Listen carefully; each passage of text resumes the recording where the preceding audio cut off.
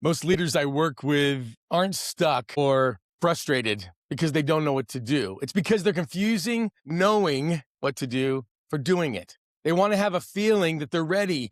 And the reality is they spend a lot of time believing if I just knew the right answers, if I just understood the situation, if I had a very clear plan, then I would be unstuck. The problem is that knowing and doing are two separate functions, and it doesn't matter what you know until you do.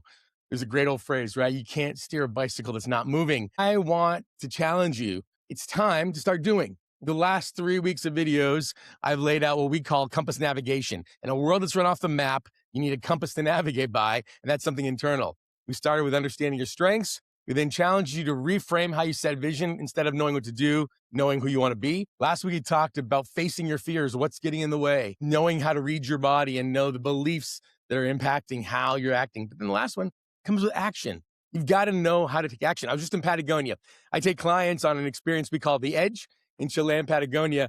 And we were up in the mountains, and the first day it was the best of Patagonia, meaning it was all 4 seasons of weather in one day, but it was soaking and actually terribly cold. We got to the peak at the base of the towers, and it was freezing and terrible, and it was cold and wet. And my buddy Andrew, who's on that trip with me, he didn't always have all the right gear. And in fact, his hands were starting to freeze. We got to one point, I looked back, and he's standing there, and he can't actually grip his poles. Now, he was stuck. In fact, he was stuck and going into a bad place. I was worried about hypothermia. I was worried about cold for him. But the hard part was he kept smiling at me, and he knew that he, one, needed to get warmer. He knew he needed to go down. He knew he didn't have the right gloves. But what didn't occur to him was to ask for help. Finally, I said, do you need help? And he's like, I can't even get my gloves on. I literally went over and put my hand, grabbed my gloves that barely fit him, and got those on and helped him. But here's the deal. He knew everything he needed to not feel the way he was feeling anymore. He needed to borrow different gloves because it was going to be health impacting for him. But until he did the actual physical act of making sound with his voice and saying, I need help, and then saying, I have gloves, trying to put on my gloves, it didn't matter what he knew. So many of you in different forums will message me, DM me, ask me after a speech, hey, Mike, what's the next action? And you'll take that information, but then do nothing. I know what that's like. And here's the thing, just so you know, the thing you're often waiting for, again, is tied to your Clifton Strengths themes. If you go back to last week's video, you'll see that we talk about how our themes, our Clifton Strengths can also be something that delays us because we were waiting on those themes. At the end of the day, what I need you to cut through the noise is you got to do something. I know this feeling, okay? I remember when I worked for Hewlett Packard, I was there 5+ years. I was burned out, exhausted, insomniac, 350 pounds. My life was pretty much miserable. And if you've read my book, Extraordinary, the book opens with me basically having a nervous breakdown on an off-ramp off Interstate 15 in Rancho Bernardo, California. I knew I needed to change my life. And I just kept thinking about it. Now, in the story, it quickly moves to me quitting my job and starting the company and everything else. But the reality was I actually didn't know what to do. And I remember thinking endlessly about it. What do I do? I have student loans to pay and I have all these bills. And I would think and think and think and think. And then one day I was sitting in a coffee shop and on my notepad, I started just to write a list of things I could do other than work at HP. And I actually wrote charity work in Uganda, English in Japan, working at a sports camp, because I always wanted to work at a sports camp in college. I made a list so my brain would start to say, well, could I really do those things? Were they all real? And I even sent a couple of emails, I remember, to a couple of different people, specifically the Uganda charity thing. What happened was nothing. None of those jobs opened up. In fact, none of those emails even got responded to. I ended up relocating with my HP job to Minneapolis. But I even relocated to Minneapolis because I was starting to go in action of, well, I don't want to be here at HP, maybe it's San Diego, maybe it's HP at a different place. The act of writing the list was something that told my brain you could stop thinking and start doing. It's a physical reminder of you're going to do something with this. What's interesting is that even till now, we launched a new thing we call Leadership Launch Assessment for teams that are merging, companies that are starting or being acquired. And we assess a value creation plan and a timeline. We assess strengths, and then we map the two together and give a roadmap.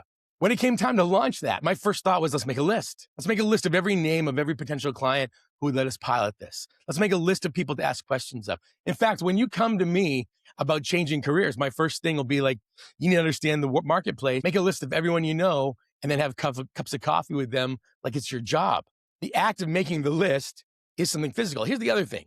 Most of the time, the actions we take are about protection. If we go back to the fears, responsibility doubles down and works extra hard. Strategic makes decisions quicker.